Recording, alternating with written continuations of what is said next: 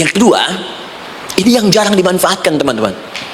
Jadi seringkali sholat dimaknai pada ibadah formal bagian pertama saja. Adapun yang keduanya, ini yang jarang digali. Padahal sekali saja dalam sehari, itu 5 kali Allah menunggu kita. Ternyata sholat itu satu-satunya wasilah ibadah yang disebutkan dalam Al-Quran untuk langsung memohonkan semua kebutuhan yang kita rasakan. Bahkan sebelum kita diminta sholat, itu kalimat pertamanya bukan ibadah ya. Kata Allah, kamu punya masalah apa? Sedang butuh apa? Sedang punya problem apa? Buka Quran surah kedua Al-Baqarah ayat ke-45 sampai 46, paling kanan pertengahan di usad. Wasta'inu bis-sabri was-salah. Perhatikan kalimatnya, indah sekali. Ya Allah menempatkan salatnya bagian kedua. Kata Allah, wasta'inu, hei hambaku, jika kalian punya persoalan dalam kehidupan, maka perhatikan kalimatnya baik-baik, wasta'inu, mintakan solusinya kepadaku. Jadi kalau sedang punya masalah, bukan bikin status, gak akan selesai. Sedang eksplorasi minyak, gak keluar-keluar, bikin status. Duh, susah sekali yang ngebornya, gak akan selesai. Jalan macet, bikin status. Jakarta macet, ya gak akan selesai. Ya, apa yang harus dilakukan? Kata Allah, jika anda beriman kepadaku, yakin denganku, maka wasta'inu, punya persoalan, minta kepada Allah. Caranya bagaimana? Satu, bisabri, terima dulu masalah itu, jangan dikeluhkan. Kaidah lain muncul, karena mustahil saya akan titipkan persoalan kalau tidak anda mampu mengatasinya. Kaidah Quran surah kedua ayat 286, kita hafal ayatnya. La yukallifullahu nafsan illa usaha. Perhatikan kaidahnya, Allah tidak mungkin menguji seorang hamba di luar batas kemampuannya. Jadi kalau kita sedang punya ujian di rumah kah, pekerjaan kah, kehidupan sosial kah, sebesar apapun ujian itu, kata Allah, memang karena anda yang sanggup. Kalau nggak sanggup gak akan diuji. Di ujian itu berbanding lurus dengan kemampuan. Mustahil seorang hamba diuji di luar batas kemampuannya. Jadi kalau anda sekarang pun sedang punya masalah sebesar apapun, kata Allah, memang cuma kamu yang sanggup, yang lain tidak. Maka jangan mengeluh. Jangan anda katakan, ya Allah, why me? Kenapa saya? Kata Allah, why not? Memang kamu yang mampu, yang lain tidak. Nah, ketika anda bisa menerima itu dengan sabar, baru datang kalimat kedua, wassalah. Kemudian datang, tunaikan sholat dan mintakan solusi kepadaku lewat sholat. Ya, sedikit ya, lihat sini. Saya berikan sedikit uraian Al-Quran. Saya boleh menulis sini? Boleh ya? Ibu, maaf, agak jauh. Ibu kelihatan ini? Oh, belum saya tulis, bagaimana bisa kelihatan? Luar biasa. Cuma di Pertamina, belum ditulis udah kelihatan. Maaf, lihat sini, wasta'inu. Baik, ya, saya ingin sedikit sekali. Ini redaksi Quran tuh indah sekali diksinya. Wasta'inu. Lihat sini. Kata Allah, jika anda punya persoalan dalam hidup, maka mintakan solusi. Terima dulu masalahnya dengan sabar, karena kita dipercaya oleh Allah. Gini cara memahaminya, Allah aja percaya dengan kita, masa kita nggak percaya dia? Allah yakin dengan kita, kita mampu, masa kita nggak yakin? Terima dengan sabar. Kemudian wassalah, mintakan solusinya lewat salat. Kata perintahnya dibuka dengan kalimat wasta'inu. Kalau kita ingin rubah kata perintah ini, fi'il amr, ingin dirubah ke dalam bentuk permohonan, minta, maka rubah kalimatnya menjadi nasta'in. Lihat, nasta'in. Baik, wasta'inu, kata Allah, kalian punya persoalan, ayo minta solusi padaku. Terus kita pengen minta, ya Allah, kami ingin minta. Maka dalam bahasa Arab, kalau kita ingin merubah kalimat ini ke dalam bentuk permintaan, kita katakan nasta'in. Saya tanya pada anda, pernah nggak dalam sholat kita mengucapkan kalimat nasta'in? Ada? Masih ingat? Baik, apa kalimatnya? Iyyaka na'budu wa iyyaka nasta'in. Perhatikan, iyyaka na'budu wa iyyaka nasta'in. Iyyaka na'budu, iyyaka, ya Allah, engkau perintahkan aku untuk ibadah, maka sekarang aku ibadah, sholat hanya kepadamu saja. Kan kata Allah, kamu sholat, terus kita katakan iyyaka na'budu, sekarang kami sholat, ya Allah. Nama lain sholat itu ibadah. Kalau kita ibadah, na'budu. Dari mana tahunya nama lain sholat ibadah? Quran surah ke-20 ayat ke-14, fa'budni wa aqimis sholat li dzikri. Ibadah kepadaku caranya sholat. Maka saat sholat kita katakan, iyyaka na'budu, ya Allah, engkau perintahkan aku untuk ibadah, sekarang aku ibadah. Wa iyyaka nasta'in, dan sekarang aku sedang punya persoalan, ya Allah, aku punya masalah, aku punya problem, dan aku yakin hanya engkau yang pasti akan menyelesaikannya. Ketika Anda mengatakan iyyaka nasta'in, perhatikan hadis qudsinya. Hadisnya qudsi, ya. Al-Imam Al-Bukhari meriwayatkan, Imam Muslim meriwayatkan, An-Nasai meriwayatkan dari sahabat Abu Hurairah radhiyallahu ta'ala anhu. Ada lagi yang dari sahabatnya Anas bin Malik. Perhatikan kalimatnya. Idza qala al-'abdu iyyaka na'budu wa iyyaka nasta'in, jika hambaku dalam salatnya benar membacanya, benar dari awal salatnya sampai dengan kalimat iyyaka na'budu wa iyyaka nasta'in, ya Allah, sekarang aku ibadah kepadamu dan sekarang aku punya persoalan, aku mohonkan solusi darimu. Kata Allah, hadza baini wa baina 'abdi, ini perjanjian antara aku dengan hambaku. Wali 'abdi, hadisnya qudsi, wali 'abdi, kalau hambaku benar salatnya sampai kalimat ini, ma sa'ala, apapun yang dia minta sekarang aku akan kabulkan. Aku akan kabulkan.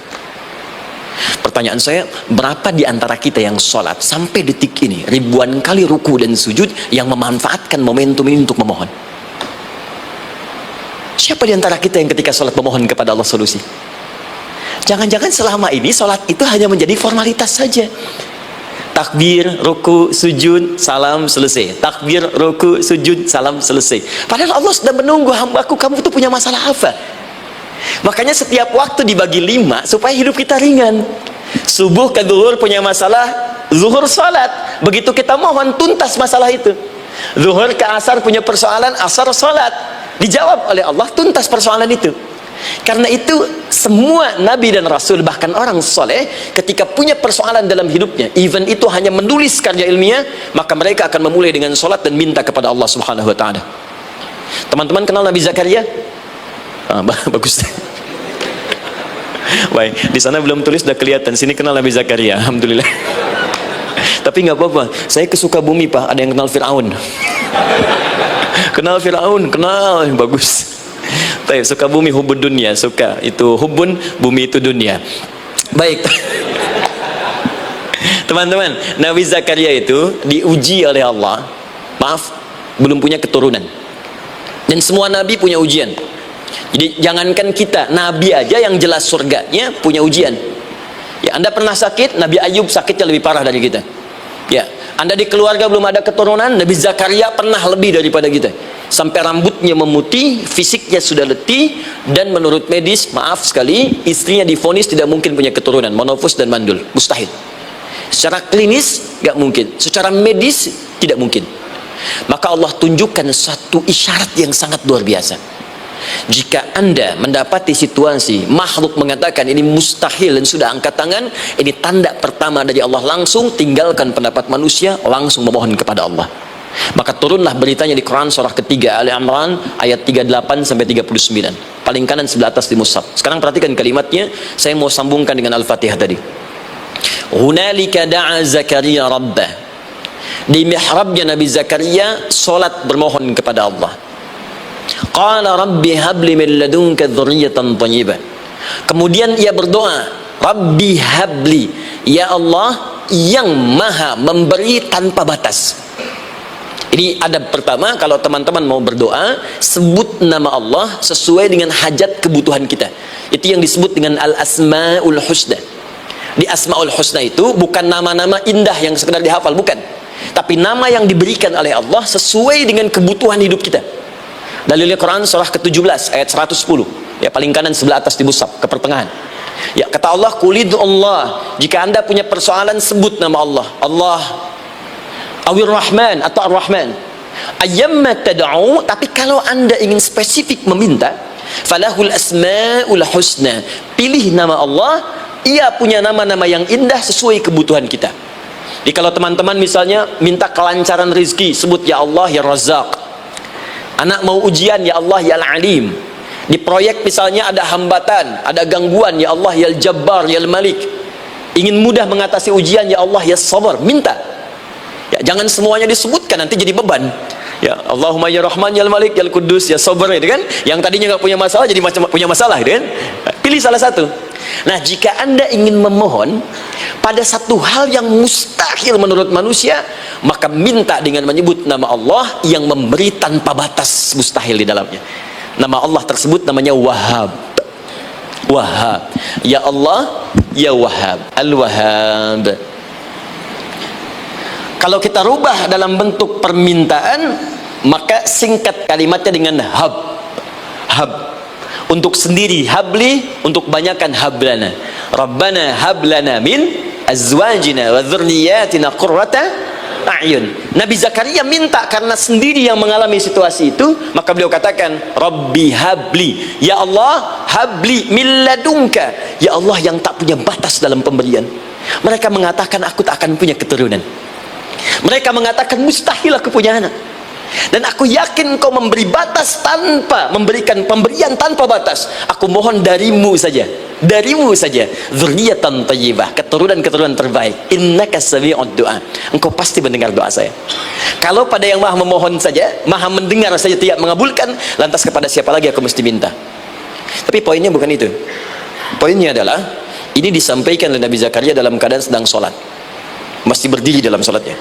Dalam bahasa Arab berdiri disebut dengan qaimun, qaim, berdiri. Sedang sholat disebut dengan yusalli. Perhatikan ayat 39-nya. Fanadathul malaikatu wa huwa qaimun yusalli fil mihrab. Maka seketika ketika doanya selesai dipanjatkan, sholatnya belum selesai. Doanya selesai dipanjatkan, seketika datang malaikat menyampaikan, kamu dapat kabar gembira, Anda akan punya anak, bahkan namanya langsung diberikan oleh Allah, Yahya, artinya hidup.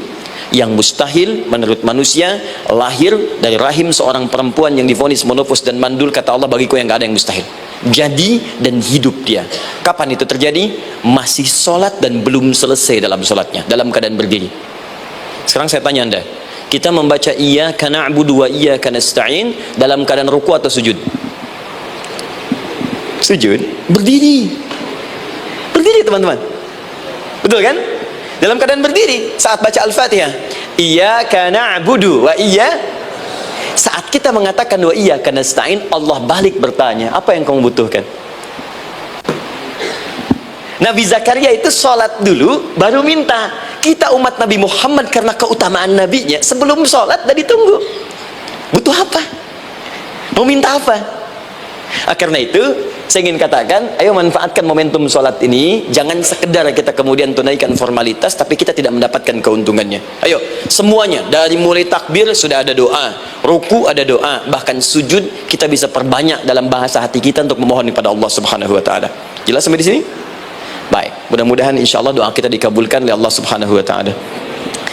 Ini baru mukaddimah, kita belum mulai, ini pengantar.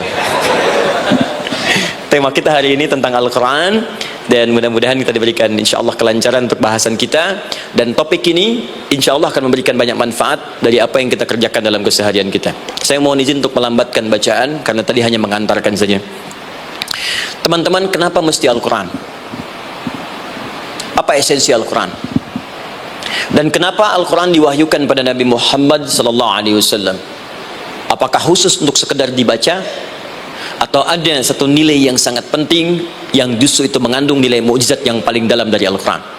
Yuk kita mulai dengan Al-Quran surah kedua Al-Baqarah ayat ke-38, paling kanan sebelah atas, disambungkan dengan Quran surah kedua ayat 185, paling kiri pertengahan di mushaf. Quran surah kedua ayat 38 dengan Quran surah kedua ayat 185. Saya mulai dari kisah Nabi Adam, saya pelan-pelan. Nabi Adam saat diciptakan oleh Allah, kemudian diberikan informasi bahwa beliau akan bertugas di bumi, beraktivitas di bumi. Disampaikan di Quran surah kedua ayat 30, paling kiri sebelah atas, wa idz qala rabbuka lil malaikati inni ja'ilun fil ardi khalifah. Kata Allah, dan pelajari, ingat ketika kami menyampaikan pada para malaikat, kami akan menugaskan satu makhluk manusia namanya Adam di bumi, tugasnya untuk menjalani hidup di bumi. Nah, secara singkat, setelah Nabi Adam turun ke bumi di awal masa bersama Sayyidah Hawa ya alaihi wassalam, maka ternyata bersamaan dengan turunnya Adam dan Hawa ke bumi itu, mereka berdua dibekali petunjuk, yang dengan petunjuk itu, ini yang dahsyat, Allah jamin semua aktivitas hidupnya dari mulai yang sederhana sampai yang kompleks, pasti jika diikuti petunjuk ini dia akan senang menjalaninya dan akan tenang mendapatkan hasilnya. Ya, perhatikan kalimatnya. Quran surah kedua ayat 38. Fokus. Qul nahbitu minha jami'a. Kata Allah, sekarang tiba saatnya Adam, Hawa, turun kalian ke bumi. Kalau setan kita tinggalkan aja ya. Ini kita bahas Adam dulu. Turun kalian semua ke bumi. Fa imma ya'tiyannakum minni huda. Maka nanti sejak kalian tiba di bumi itu, aku akan turunkan satu petunjuk disebut dengan hudan namanya. Hudan. Fokus.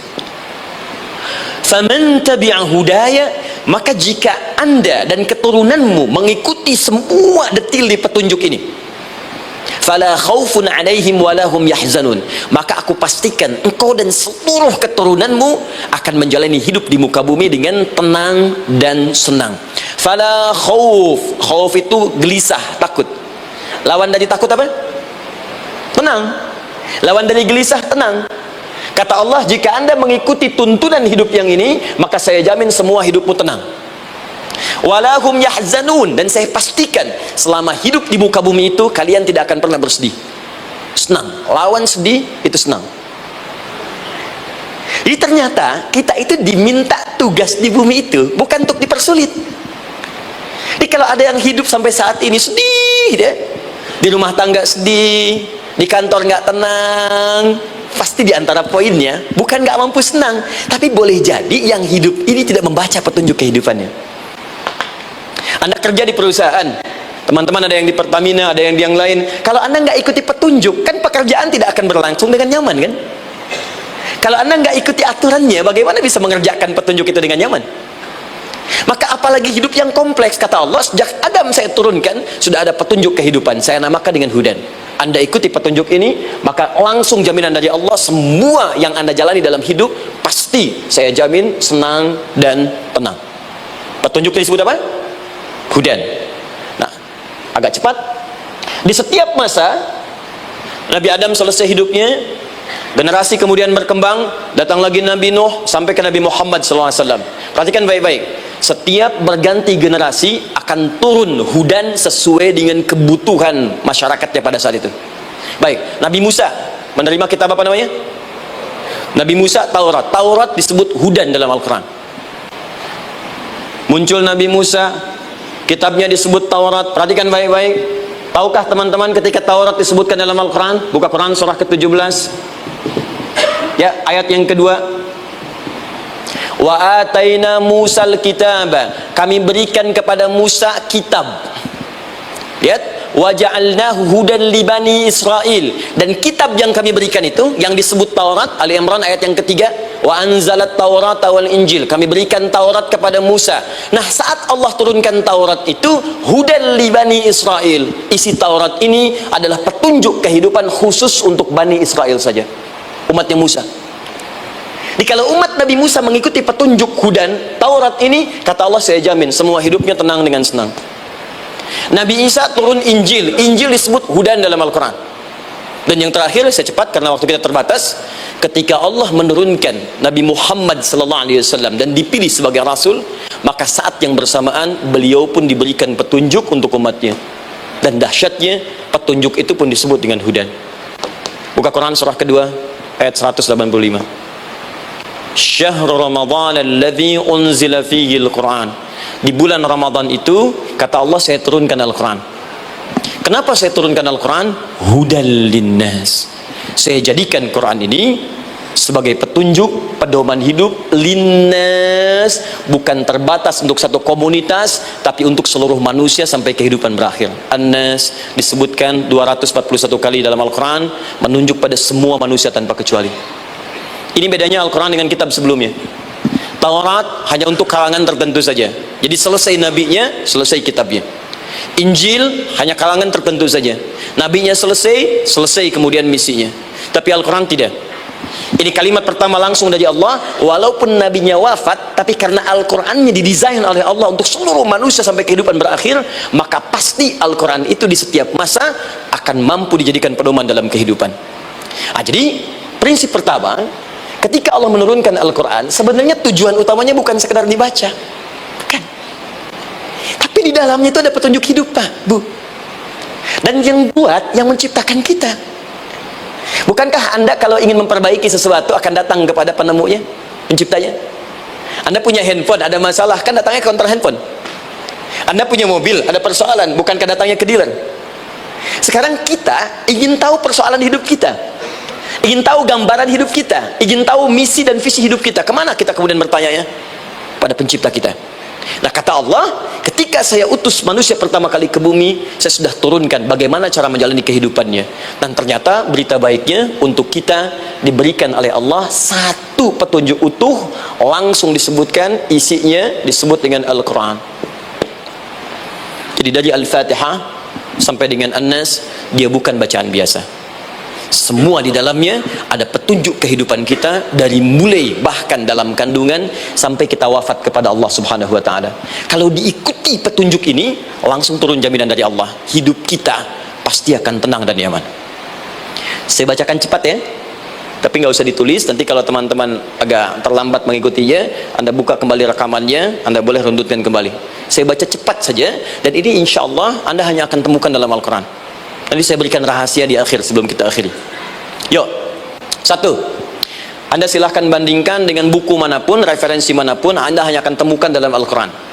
Dari sejak sebelum lahir, bagi perempuan yang tengah mengandung, langsung Allah berikan tuntunan bagaimana agar kandungan itu berjalan dengan sehat, nyaman, dan mudah ke persalinan. Quran surah ke-7 ayat 189.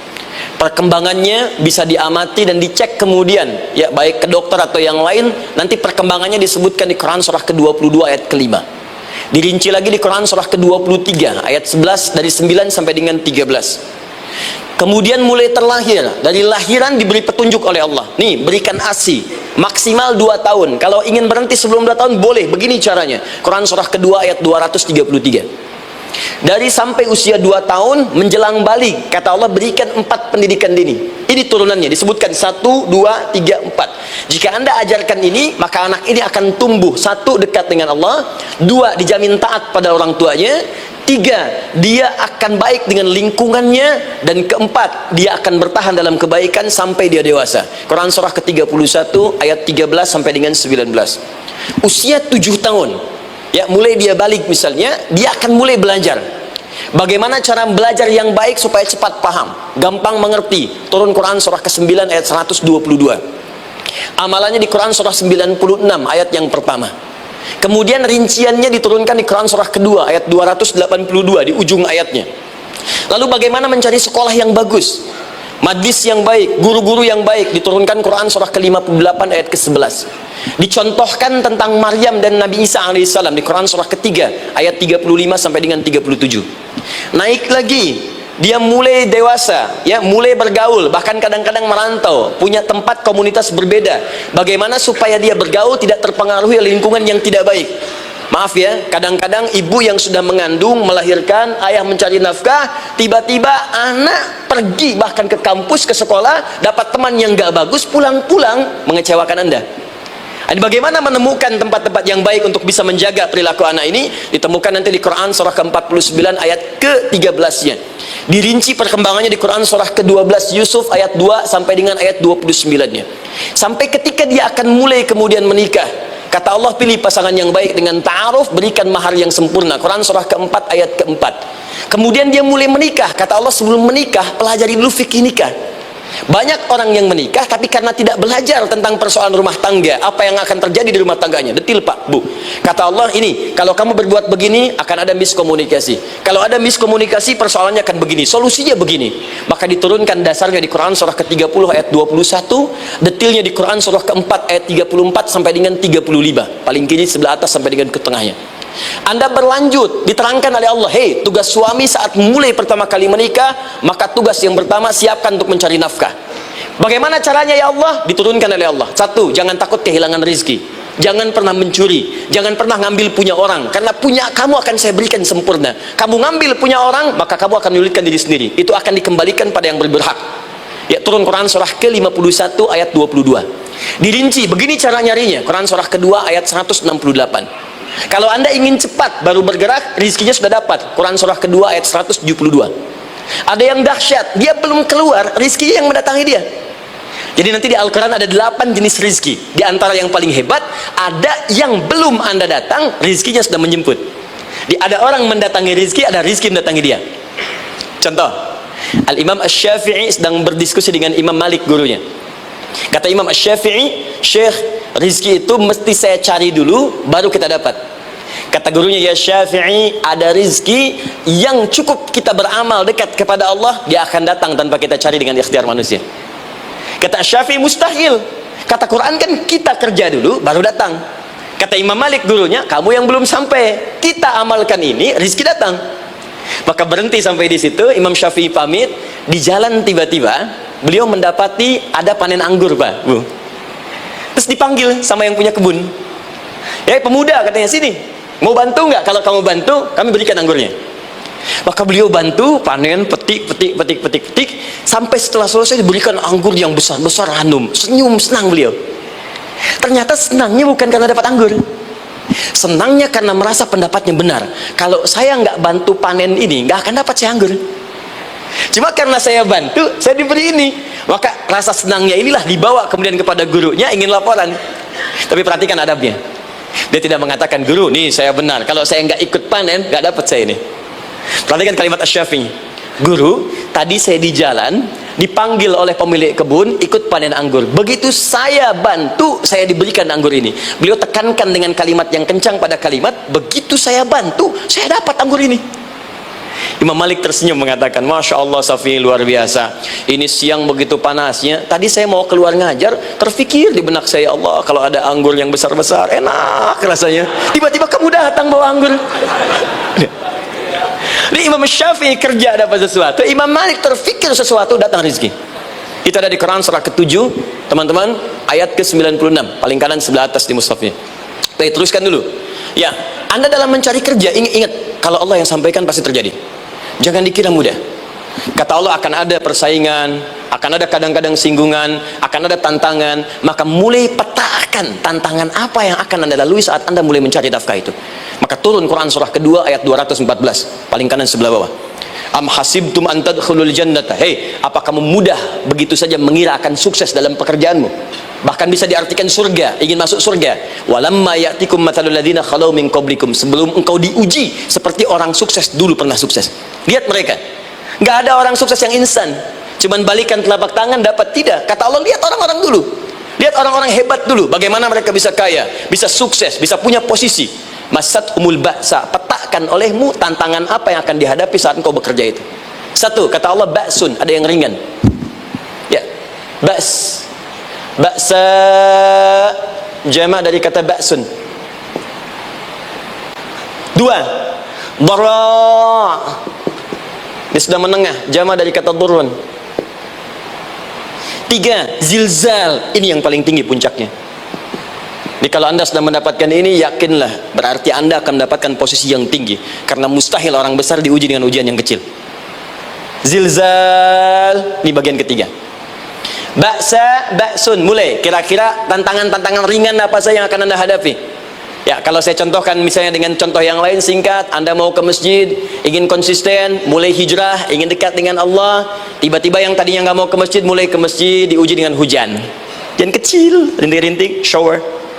Begitu hujan, orang Arab mengatakan kalau hujannya bisa lewat tanpa payung pun, orang Arab mengatakan la ba'sa. La ba'sa, ini ringan. Orang kita sambungin labas. Dari bahasa Arab lewat. Jadi kalau Anda mau berangkat nih, siap bekerja, siap hadapi tantangan, baru mau lewat hujan kecil, berarti itu tantangan kecil kita lewati.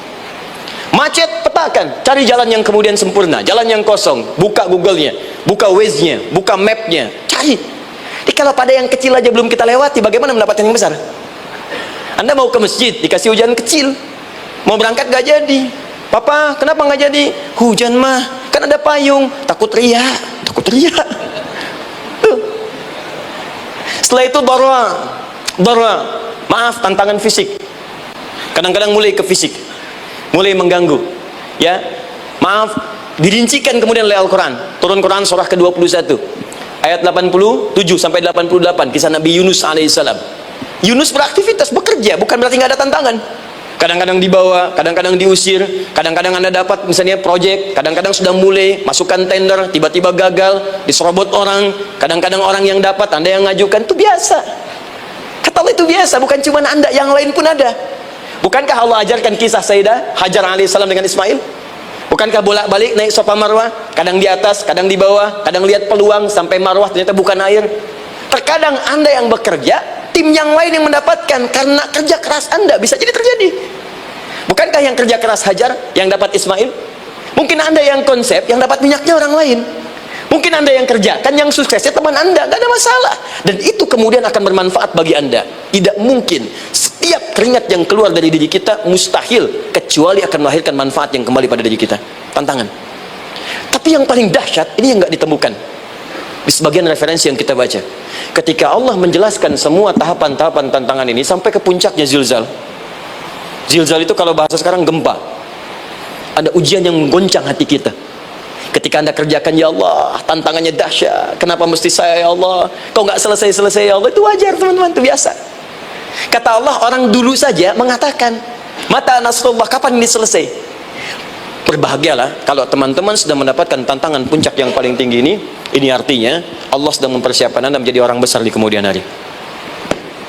Dan cara mengatasinya diturunkan Quran surah ketiga ayat 142, paling kiri sebelah atas. Perhatikan dahsyatnya. Yang pertama diterangkan tantangannya, yang kedua dijelaskan cara mengatasinya. Saya mau berhenti sampai di titik ini, nanti saya terangkan cara berinteraksi dengan Al-Quran. Ya, perhatikan baik-baik. Kata Allah, jika kelak engkau sudah bisa memetakan tantangan ini, maka siapkan solusi untuk mengatasinya. Ayatnya dibuka dengan kalimat yang sama persis. Saya pernah sampaikan teori ini di dua perusahaan besar di Indonesia. Yang pertama, ada satu perusahaan, karena ini direkam saya nggak sebutkan perusahaannya, perusahaan otomotif besar sedang turun gratis, kemudian juga ada inflasi yang tinggi.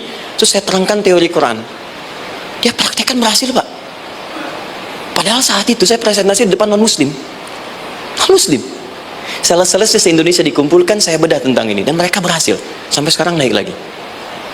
Yang kedua sama, ini direkturnya juga non muslim, tapi nggak apa-apa, kita diskusi dan mau mendengar teori ini dan praktekkan, naik. Ya, dulu di satu perusahaan minyak juga sedang turun, karyawan semua dikumpulkan, lalu kita bahas tentang ini, kita terangkan. Yang ini yang paling menarik dari Al-Quran. Kalimatnya sama persis. Quran surah ketiga ayat 142. Am hasibtum an tadkhulul jannata. Apa Anda duga akan begitu mudah mendapatkan kesuksesan dalam hidup? Tolong fokus baik-baik. Jangan selalu mengartikan jannah dengan surga. Karena asal kata jannah itu artinya kesuksesan, kebahagiaan yang belum tampak. Surga, kenapa disebut dengan jannah? Karena itu puncak kebahagiaan kita yang belum nampak sekarang. Ya, saya kasih rahasia ya. Ini antara kita saja nih. Kalau ada kata jim dengan nun di depannya, itu pasti tidak nampak, tersembunyi. Apapun tambahannya. Ya, misal, jin kenapa disebut dengan jin? Karena memang ketika diciptakan, dia tidak tampak, tersembunyi. Lawannya ins, karena itu kita disebut ins, karena saat lahir kita tampak. 18 kali disebutkan dalam Al-Quran. Ya ma'syaral jinni wal ins, wa ma khalaqtul jinna wal ins. Jadi jin disebut jin karena memang fitrahnya tersembunyi, nggak nampak. Jadi kalau ada jin melakukan penampakan, itu jin sedang kena masalah,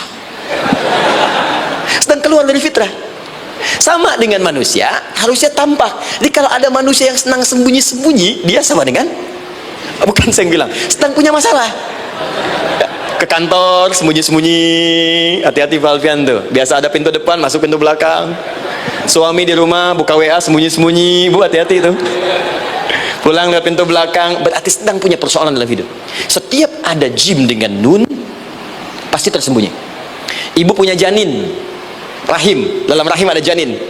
Kenapa disebut dengan janin? Jim, nun, ya, nun. Karena sosok itu belum nampak dalam pandangan kita. Nanti kalau sudah lahir, baru tampak. Jannah, kenapa disebut jannah? Karena belum tampak dalam pandangan kita. Nanti kelihatan. Karena itu dalam Al-Quran, kata jannah itu tidak dikhususkan dengan surga. Tidak dikhususkan dengan surga. Kadang-kadang menunjuk aspek kesuksesan yang belum tampak. Anda mau ngebor minyak, minyaknya belum tampak, belum kelihatan. Anda mau kerja, ya hasilnya kan belum tampak, baru ikhtiar sekarang.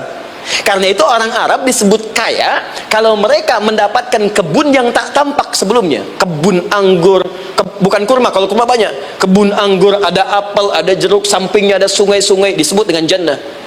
Ya, kalau punya unta, nggak kaya di Arab, biasa. Karena yang kelihatan padang pasir, unta, hitam, merah, biasa. Tapi kalau sudah punya kebun anggur yang sulit di padang pasir ada kebun, itu baru disebut kaya. Karena itu orang Arab kadang mengartikan jannah dengan aspek kesuksesan yang belum tampak, diartikan dengan kebun anggur, kebun apel, dan macam-macamnya. Perhatikan, am hasibtum an tadkhulul jannah. Apa Anda duga ingin sukses itu begitu mudah? Sukses jadi tidak. Walamma ya'lamillahu alladhina jahadu minkum wa ya'lamas sabirin. Perhatikan baik-baik. Sebelum Allah memastikan pada diri Anda terdapat dua hal yang paling utama untuk mengatasi tantangan tadi. Satu, jahadu, kesungguhan, serius. Jadi kalau mau sukses mesti serius, kerja serius, cintai pekerjaan Anda, ya, belajar anak-anak serius, pastikan belajar dengan serius. Jangan cuma anak-anak duduk paling belakang, nggak pernah nanya, kadang ngantuk pulang, ujian, besoknya mau ujian baru belajar, ya, sistem SKS, ya, sistem kebut.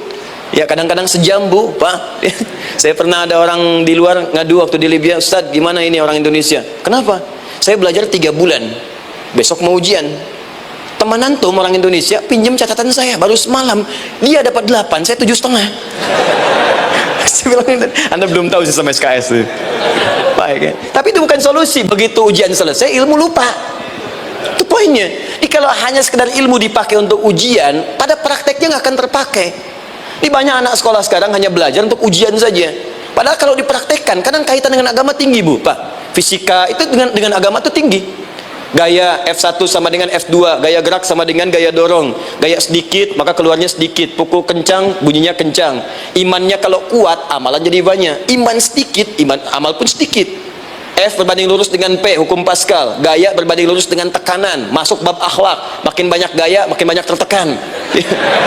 Nah, itulah. Gaji 5 juta, gaya 10 juta, kan? Ini serius. Serius. Di divisi apapun Anda, saya 3 sepekan lalu lah takziah ke tempatnya yang Habibie, terus diminta tausiah di sana, dan saya perhatikan beliau termasuk yang paling serius ketika diberikan tugas apapun. Gak pernah diberikan amanah kecuali mencintai pekerjaan itu. Yang Habibie demikian. Diciri orang sukses itu serius. Tapi keseriusan itu, kata Allah, petakan jadi 3 bagian lagi. Karena jahadu itu punya 3 turunan kata. Satu, keseriusan merencanakan, disebut ijtihad namanya. Punya rencana. Mappingnya apa? Stepnya apa? Oke, Anda ingin kerjakan sebuah proyek, baik, proyeknya berlangsung berapa lama? Target kita apa? Jangka panjangnya, menengahnya, jangka pendeknya. Kemudian apa tantangan yang akan dihadapi di setiap tahapan-tahapannya? Selesaikan. Bahkan saking pentingnya tahap perencanaan ini ditunjukkan oleh Allah langsung lewat sholat. Teman-teman masih ingat sholat pertama yang kita kerjakan setiap hari? Sholat apa namanya? Subuh. Apa artinya subuh? Tuh, ini masalahnya. Ini kata Al-Quran sendiri, ya, kata Al-Quran sendiri. Nanti akan ditemukan orang yang ibadah tidak paham apa yang dikerjakan dan dilakukan dalam ibadahnya. Contoh sholat. Kata Allah, akan ada orang sholat yang saat sholat tidak mengerti apa yang ia baca dan dia lakukan dalam sholatnya. Jujur tanyakan pada diri kita, sampai detik ini, dari sekian ribuan kali ruku dan sujud, berapa persen bacaan sholat yang kita pahami? Jangan-jangan kita ruku tapi gak ngerti yang dibaca. Sujud tak paham yang diungkapkan. Bagaimana bisa khusyuk? Mustahil.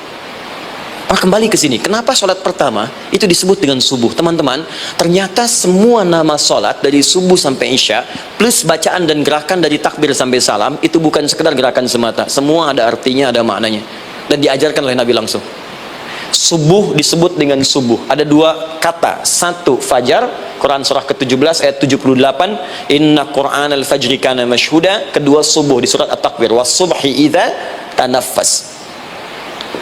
Kenapa disebut fajar? Fajar itu pancaran positif, pancaran kebaikan. Jadi kalau yang baik disebut fajar, kalau yang jelek disebut fujur.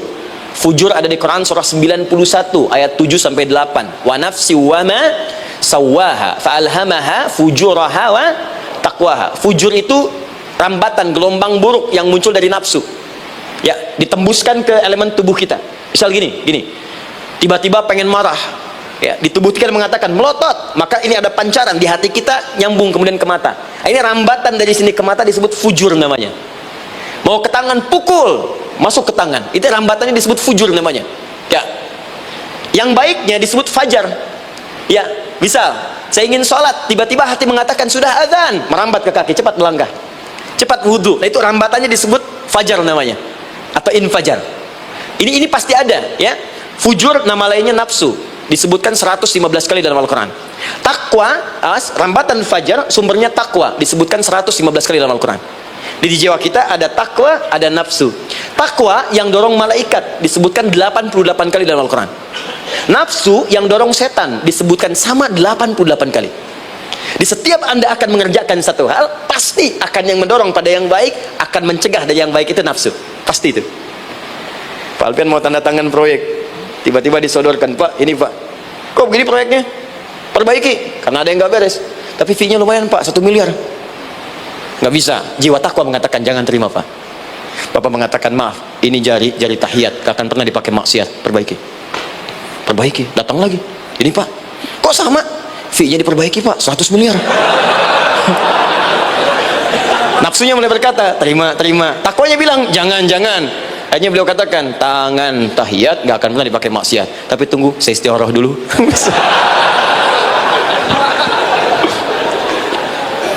Nah, waktunya, ini salatnya disebut fajar. Kenapa disebut fajar? Karena saat kita tidur, terus dengar suara azan, Allahu Akbar, maka memancar dari iman kita, rambatan untuk merespon suara itu, bangun kita untuk menunaikan sholat. Waktunya disebut subuh. Kenapa disebut subuh? Dari kata asbah. Asbah itu artinya yang siap dengan rencana. Dia orang Islam tuh nggak ada yang bangun dari tidurnya kecuali punya rencana jelas yang akan dieksekusi di hari itu. Makanya sebelum kita bekerja mengeksekusi itu, kita datang menghadap Allah supaya Allah berikan kemudahan di setiap aktivitas kita. Coba lihat manajemen Nabi. Bukankah sebelum tidur beliau istighfar dulu? Dirinci pekerjaannya, dicatat yang akan dikerjakan besok, istighfar 70 kali, 100 kali, sehingga dengan istighfar saat tidurnya tenang. Coba kita biasakan. Ada yang baca Quran, ada yang istighfar. Kalau nggak percaya silahkan cek. Begitu Anda lakukan, tidurnya enak. Besoknya rencana itu sudah siap. Makanya ketika bangun, siap jam 7 mau kemana, jam 8 ada di mana, jam 12 kerjakan apa. Sebelum mengerjakan itu, datang kepada Allah, sujud, ya Allah, saya punya rencana ini, tolong mudahkan. Begitu caranya. Itu yang disebut dengan subuh. Nah, sekarang kembalikan peta hidup kita mau seperti apa ke depan. Ijtihad. Yang kedua, kalau sudah jelas konsepnya, visinya sudah ada, maka jihad. Yang kedua jihad. Jihad itu eksekusinya, aksinya, actionnya, perjuangan fisiknya. Rencananya apa? Tahajud malam nanti. Bismillah. Jam berapa? 2:30. Baik, yuk kita mulai rencanakan. Eksekusi rencananya. Bagaimana cara kita bangun 2:30? Pasang alarm. Jam berapa alarm dipasang? 3 kali. Pertama 1:30, kedua 2 kurang 1/4, ketiga jam 2 lewat 1/4. Baik. Alarm pertama untuk mematikan alarm kedua. Alarm kedua matikan alarm ketiga. Ketiga siap-siap. Baik. Siap bangun. Jihad. Awas, ini penting ya. Jihad itu jangan dipersempit maknanya kepada situasi peperangan saja, tidak. Banyak jihad itu luas sekali medannya. Karena jihad itu perjuangan fisik. Dan maaf sekali, dalam konteks perang pun bukan menyerang orang, tapi membela diri saat diserang. Di Islam itu bukan agama ekspansi.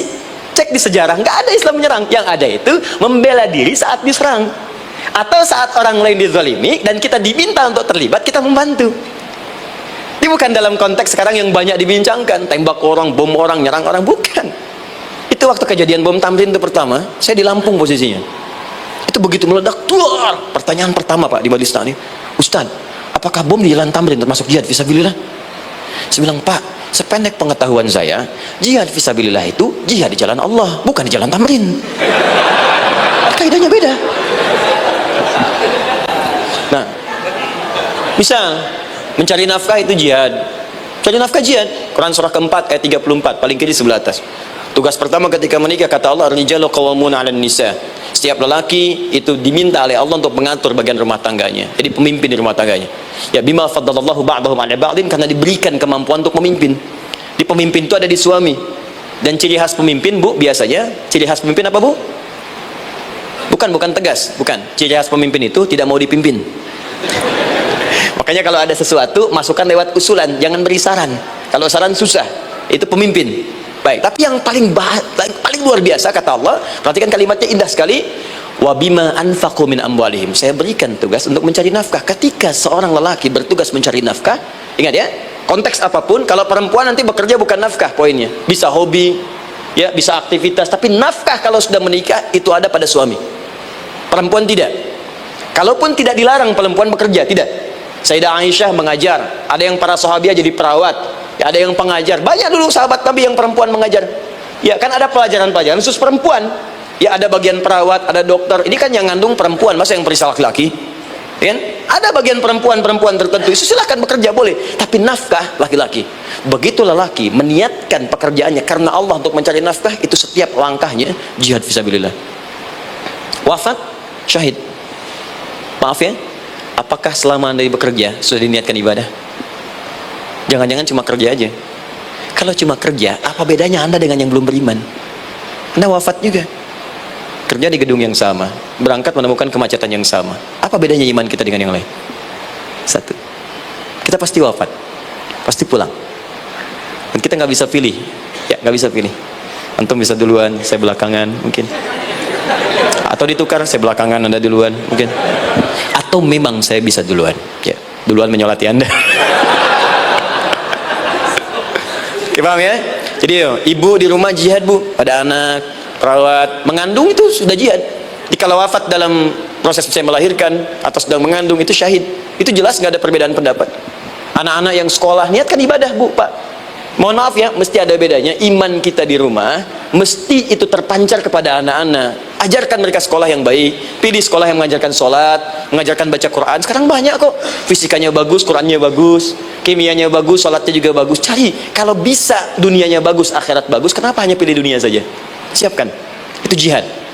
Terakhir, tidak mudah mengeksekusi ini. Pasti ada tantangan yang ketiga, namanya mujahadah. Mujahadah, tantangan mengatasi gejolak jiwa. Kadang-kadang malas, capek, ya, belum eksekusi dilakukan sudah berdebat pada yang tidak penting, sehingga tidak menghasilkan kesimpulan, ragu-ragu, khawatir. Maka atasi semua itu. Turun Quran surah kedua ayat 216. Kutiba alaikumul qitalu wa huwa kurhul lakum. Kalau engkau sedang tidak nyaman, maka perangi ketidaknyamanan itu jika engkau ingin mendapatkan kesuksesan yang telah engkau cita-citakan. Asa an takrahu syai'an fa huwa khairul lakum. Boleh jadi apa yang engkau tidak rasakan sekarang, engkau rasakan gak enak, gak nyaman, di balik itu Allah sedang siapkan sesuatu yang lebih baik untukmu. Wa asa an tuhibbu syai'an fa huwa syarrul lakum. Mungkin yang engkau harap-harap sekarang boleh jadi itu belum baik untukmu sekarang. Allahu ya'lamu wa antum la ta'lamun. Karena Allah lebih tahu masa depan, engkau pikiranmu pendek sampai di sini saja. Maka teman-teman sekalian, kembalikan lagi, tidak pernah Anda akan temukan dalam Al-Quran kecuali bimbingan hidup yang semuanya nyata. Silahkan cek, itu baru pekerjaan. Belum ibu di rumah, ibu capek merawat anak, kadang mengeluh, kadang nangis. Turun Quran surah ke-17 ayat 23. Kadang-kadang ada beda pendapat dengan suami. Quran surah ke-4 ayat 34 sampai 35. Masalah kondangan saja, Pak, bisa beda pendapat. Ya, ya Pak, kan ada family gathering malam, Mama pakai baju apa ya? Hijau apa yang biru? Masya Allah, kata Anda biru bagus mah, kata Mama kayaknya hijau deh Pak. Tuh, nanya tapi udah punya jawaban. Ya, bagus kalau dipakai, begitu keluar kuning. Naik lagi, Anda udah 40 tahun, anak masih ada, turun Quran surah ke-46 ayat 15. Kemudian naik lagi sampai Anda sepuh, sampai kembali ke keadaan tidak normal seperti anak-anak lagi, Quran surah ke-22 ayat ke-5. Sampai ada amalan, kalau Anda jangan kira Anda akan hidup selamanya, Anda pasti wafat. Quran surah ke-3 ayat 185. Bahkan diajarkan kalau wafatnya ingin enak, begini caranya.